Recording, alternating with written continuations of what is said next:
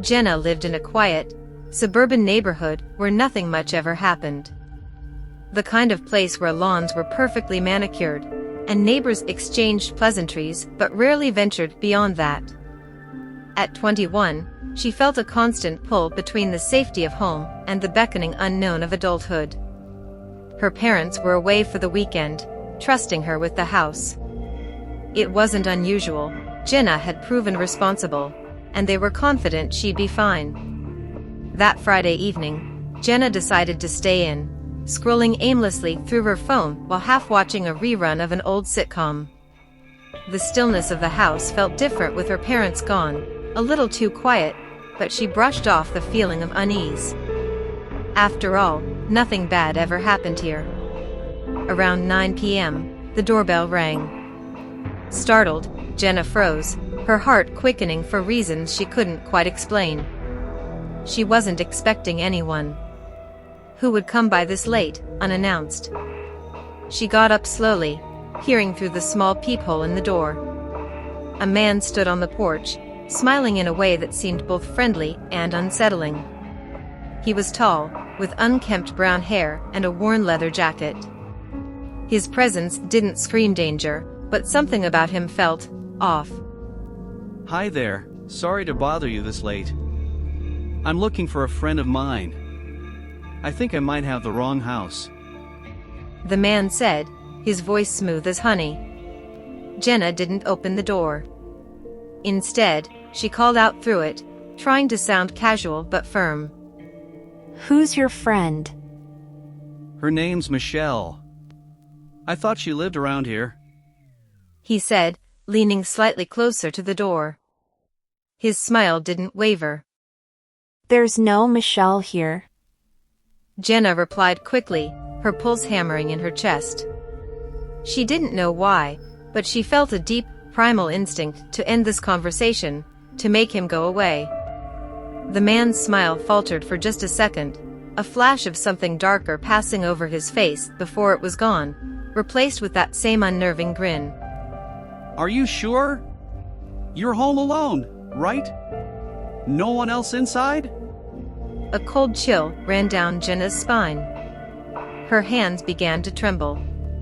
How did he know that? She hadn't said anything about being alone. Yeah, I'm sure.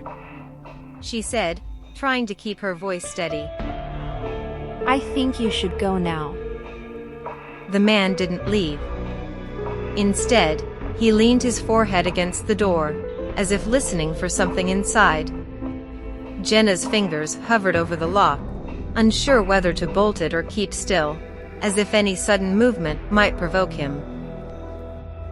You know, it's funny how easy it is to find out things about people. Where they live. What their schedules are. Who's home and who's not. The man said, his tone lower now. Jenna's throat tightened, a scream threatening to claw its way out, but she stayed silent, paralyzed by fear. Do you want to let me in, Jenna? The man said her name this time, and that's when she knew he had been watching her. How long? How closely? Her mind raced, trying to figure out what to do. She couldn't run, he'd see her through the windows, and she wasn't sure if the back door was locked. Calling for help felt impossible, like time had slowed and she couldn't move fast enough. She glanced around for something, anything she could use as a weapon, but her brain was foggy with terror. Jenna, you know you can't ignore me forever. His voice was softer now, almost coaxing. And then, silence. Jenna held her breath, listening. She could hear the soft hum of the refrigerator in the kitchen, the distant murmur of the television she had left on, but outside the door, nothing. A minute passed, then another. Maybe he had left. Maybe she was safe. But something told her he was still out there, lurking in the shadows, waiting for her to make the wrong move. Jenna backed away from the door, slowly, carefully, her heart thudding in her chest. She needed to get out of the house. She couldn't stay there alone, not anymore. She grabbed her phone from the coffee table and started to dial 911, her hands shaking so badly she almost dropped it. But before she could press send, the power in the house went out. The lights blinked off, plunging her into darkness. The hum of the refrigerator stopped. The television went silent. And then, from outside the door, she heard it. The sound of footsteps, slow and deliberate, moving around the side of the house. Jenna's breath came in shallow gasps as she ducked behind the kitchen counter, hoping to hide. She could hear the footsteps now, crunching through the gravel on the side of the house, growing closer and closer to the back door. Her mind raced. Had she locked it? She couldn't remember. Then came the unmistakable sound of the back door handle turning. She pressed her back against the cold cabinets, praying he wouldn't get inside. The handle clicked again, harder this time, but the door didn't budge. It was locked. Relief washed over her briefly, but it didn't last. I'll find a way in, Jenna. Came his voice, muffled but clear through the back door. It's just a matter of time. Suddenly, the front door slammed open. Jenna's heart nearly stopped. She hadn't locked that one either. Panic gripped her as she tried to think, to move, but her body felt frozen. Heavy footsteps echoed down the hallway. Then, she remembered her phone. She hadn't dialed 911 yet. With trembling hands, Jenna lifted the phone and dialed the emergency number. As the line connected, she whispered, "Help! Someone's inside my house!" The operator's calm voice on the other end grounded her just enough. Stay on the line. Officers are on their way. But the footsteps were getting closer. Closer. Jenna scrambled to her feet, backing away toward the pantry, her phone still in hand. The intruder was at the kitchen doorway now, silhouetted in the dim light from outside. Jenna. The man said, almost amused, as if this were all a game to him.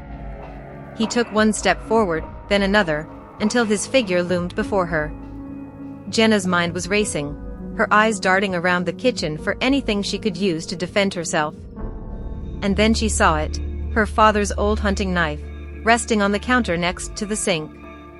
With a burst of adrenaline, she lunged for it, her fingers curling around the handle just as the man closed the distance between them. Without thinking, Jenna swung the knife in his direction. The man's smile faltered, replaced by surprise. He stepped back, clutching his arm where the blade had sliced. Blood dripped onto the floor, his grin now twisted into something far more sinister. You're tougher than I thought. But this isn't over. He hissed, backing toward the open door. And with that, he was gone, vanishing into the night just as the distant wail of sirens began to pierce the air. Jenna collapsed to the floor, her body shaking as she held the knife tightly in her hand. She stayed there, listening to the sirens grow louder, until the police finally arrived and the nightmare ended. But even after they left, after the house was secure, Jenna knew that she would never feel truly safe again. Somewhere out there, he was still watching, still waiting.